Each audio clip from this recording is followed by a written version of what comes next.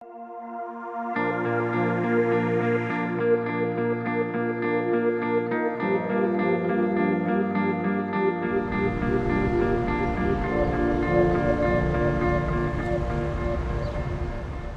Royal Cinema was a rare opportunity to be involved in a historic gem. I saw these guys with a very exciting business model on Mount Pleasant, Theatre D, and I had just finished renovating the Massey and the Keg Mansions on Jarvis Street, and I said, well, let's roll the dice again, let's try this.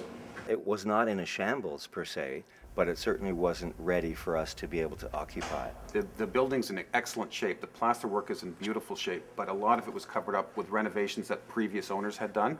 By putting in an electric screen and to be able to raise the screen up and expose the live stage, so we can also do live concerts here. So we are trying to exploit the theater in the best sense of the word to be able to do post-production, film exhibition, and live events here. They hired us as we're specialists in acoustical construction.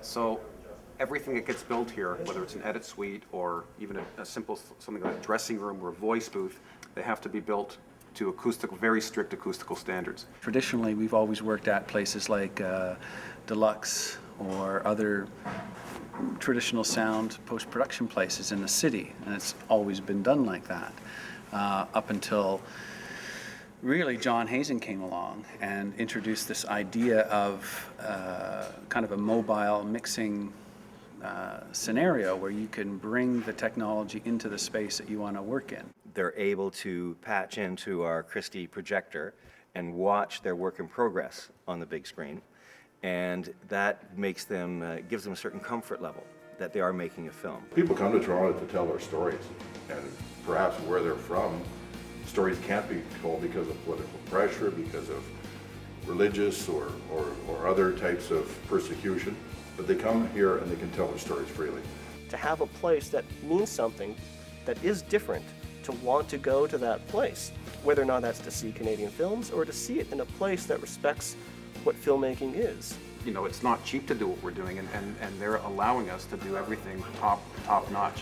Right. And so that is really, you know, a John and Dan thing. That's extraordinary.